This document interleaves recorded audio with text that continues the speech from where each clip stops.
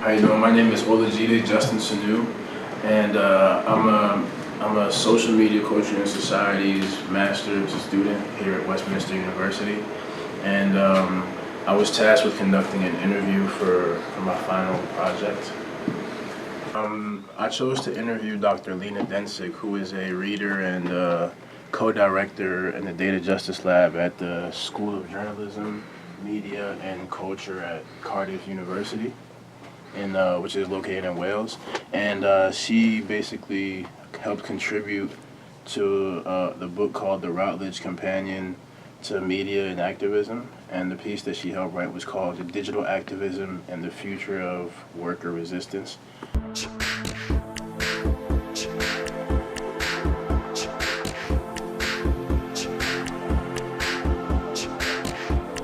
I'm recording this whole conversation, so I just wanted to get your consent just to make sure you knew. That's fine, yeah. Okay, perfect. Well, Dr. Dencik, I know you're very busy, so I don't want to take too much of your time. I wanted to thank you for doing this interview. So I really wanted to talk to you about basically the piece that you wrote in the Routledge Companion to Media and Activism, the digital activism and the future of worker resistance. So my first question to you would be, what is it about digital media and digital activism that kind of caught your attention and made you feel so passionately about this? I guess it would be, I have a long-standing interest in understanding dynamics of power in particular, and how it is possible for non-elites or resource-poor groups and communities to influence decision-making that have an impact on their lives.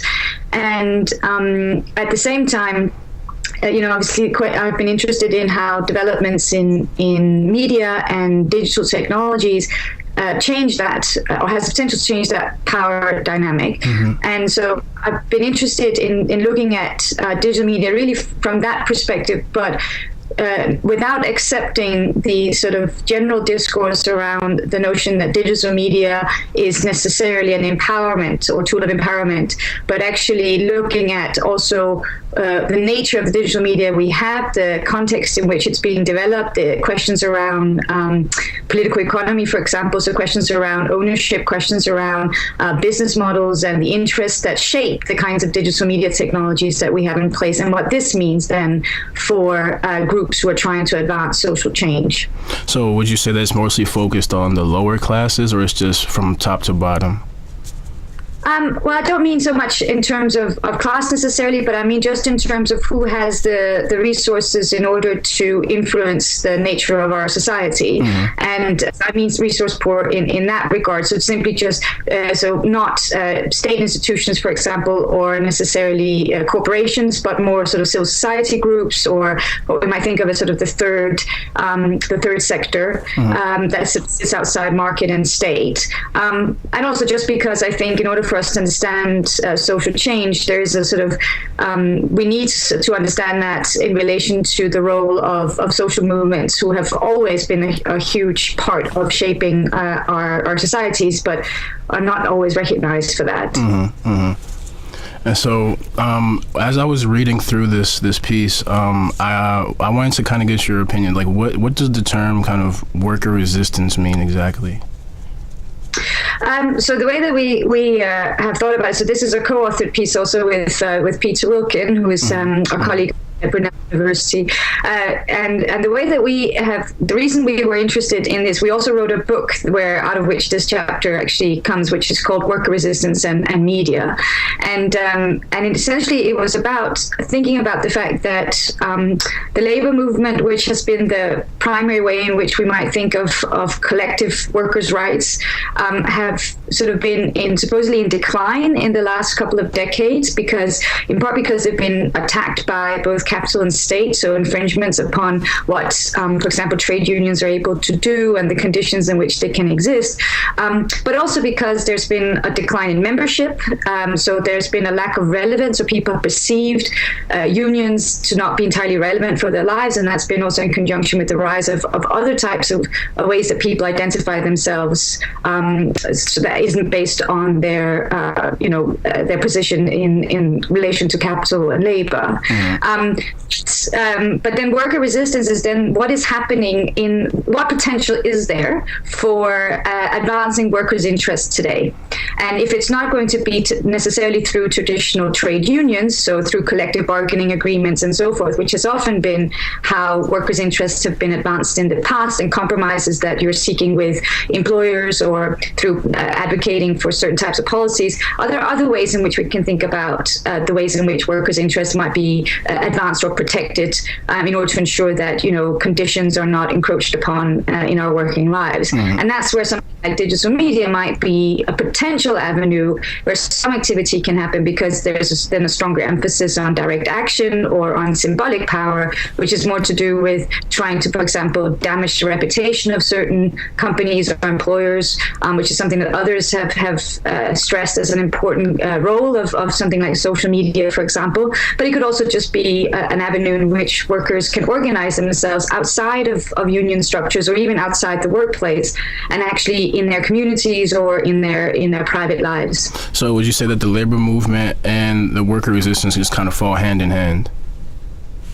Yeah, sure. So we talk about worker resistance as a way of talking about the labor movement, but also one of the things that we are, we try and talk about also in the chapter is actually the extent to which the labor movement needs to be in conjunction or operates in solidarity with other social movements, because, it could be something like, for example, environmental justice, because actually in many instances we can probably combine concerns with economic justice and environmental justice, and it probably will become a stronger movement if we start connecting these types of developments.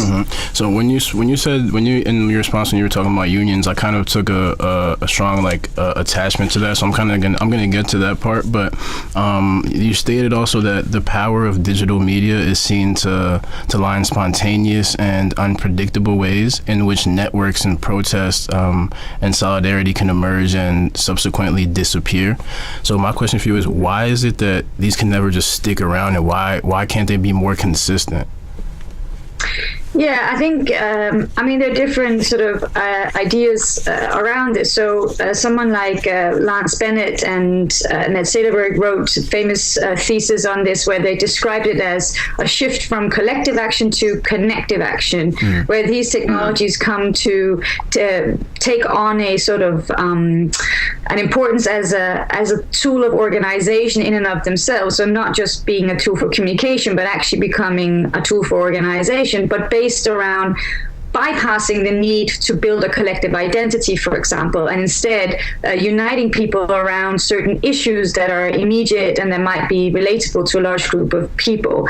The issue with that, perhaps in terms of the question why there's a lack of sustainability, is perhaps the fact that it bypasses the need to build a collective identity. And it also, there are questions others have written about the sort of temporal aspect of this, that collective action and movement building needs time, and it needs people to come together in order for sort of meaning making, and making sense of the world collectively, in order to identify ways in which issues need to be approached. And some of the problems with relying very heavily on digital media for some of these things is that it doesn't lend itself to that kind of movement building.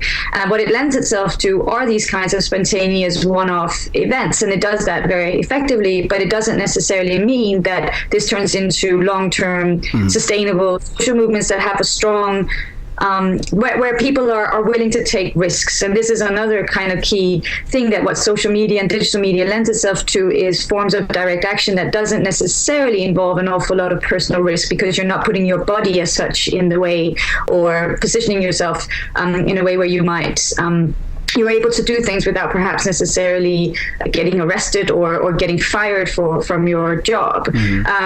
But there are people who sort of would argue that, sometimes the need to take risk is part of what makes a strong movement and sustainable movement, that you have to sometimes probably make some sacrifices, and it's it kind of to recognize the struggle that's at hand, and so this might be another reason why some of these technologies don't lend themselves so much to those kinds of long-term things. But that doesn't mean that it can't complement that, right? So I also think it's not an either-or situation. Digital media is very effective for some things, just not for other things. Everything, okay, that makes a lot of sense. And as I was reading through this as well, something that kind of caught my attention again was, like I said, unions. So like, what makes it so hard for mainstream unions to kind of appreciate the role that digital media has to play? Like why? Yeah.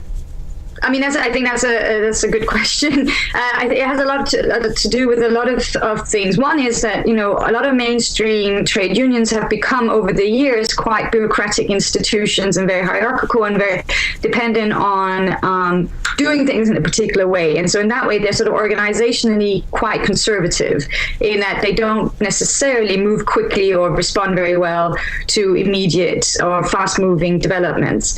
And when it comes to questions of technology, others have written sort of about the history of the internet in the labor movement. I'm sorry, I didn't mean to interrupt you, but isn't immediacy, isn't that what most people nowadays kind of want though? Like for something to be responded to as fast as possible in order to address anything rather quickly? Yeah, but the way that most of our unions work at the moment is that, there isn't a way to respond immediately, but often that's through sort of individual, say, tribunals or cases where individual workers have grievances. And I think that's of course, a very important function of the trade unions. And that's predominantly what they have become, right? They are sort of our go-to if we have some kind of conflict with something that's happened at work and things like this. And it's important that that's still in place. The issue with the fact that that's been such a strong focus or has become sort of such a prominent function of unions is that kind of labor movement aspect, the idea of actually challenging systemic issues or broader societal issues, is much harder than, or hasn't been such a focus. But, so also you stated in this that some unions have been able to engage with an environment more geared towards direct action and straight confrontation by minimizing the quote-unquote institutional baggage of unions and downplaying their presence in campaigns with stronger emphasis on digital media. And this, what exactly does the term institutional baggage mean here? Yeah, so this actually was kind of came out of research that I did in the United States around the fast food workers. That was had a very prominent and very effective campaign a few years ago with Fight for 15. And in particular, this was at the time called Fast Food Forward, was the main sort of umbrella organization running that. And one of the things that came out of that research was the fact that it was actually a campaign that was run by the SEIU, so the Service Employees International Union, I think is what it stands for, which is a huge kind of mainstream union in the United States. But because people are skeptical towards trade unions in the United States a lot, particularly in sectors where there hasn't been a huge presence of unions, and that would include something like fast food work, because they've not been seen as sort of an organizational workforce, because it's a high turnover of staff, it's precarious, people are often temporary, people don't want to pay union fees, these kinds of things that, is kind of been, that's why union membership is higher in some sectors than others, and that's often to do with sort of the nature of the stability surrounding the job. To me, it kind of seems as if though unions kind of feel threatened by the rise of social movements and digital media, because I don't want to say it's less organized, but it's just a bit, it seems like it's just harder to control.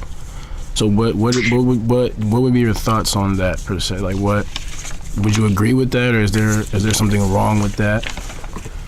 Well, my colleague there, Peter Wilkin, for example, who's kind of has looked a lot at the history of the labor movement, would probably say that that's not necessarily a new thing. Mm-hmm. That's actually define the labor movement and trade unionism, particularly in Europe and in the United States, has been an ongoing conflict between rank and file and grassroots who have, wanted to perhaps be more militant often, or even, less kind of this controlled, organized, sort of in that kind of very structured way of thinking about it.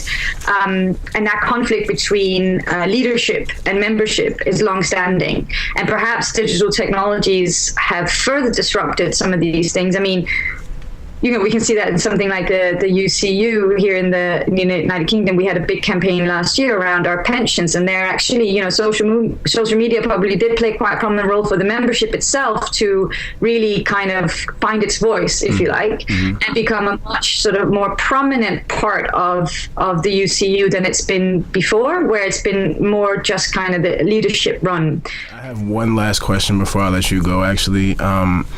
I know you've done a bunch of interviews, but how is this one any different than any other ones that you've done in the past, if at all? Well, first of all, I rarely get to talk about this aspect of my work because most people want to talk to me about data, and so it was nice to talk about workers and organizing. No, I thought you did great. I thought it was a really informed questions and good questions. Thank you very much, and I hope I didn't take up too much of your time, and I hope you have a lovely day. Okay. Thank you too.